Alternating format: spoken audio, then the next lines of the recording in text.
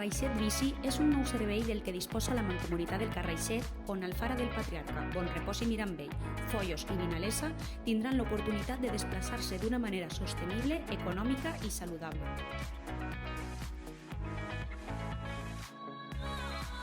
Per a donar-te d'alta al servei hauràs d'entrar al web www.mibicivalencia.es.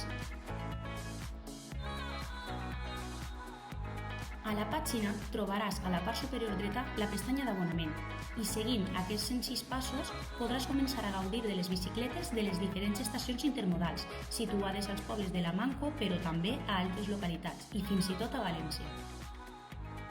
Una vegada tingues la targeta hauràs d'acostar-la al lector de l'estació i posar els últims 4 dígits com a PIN.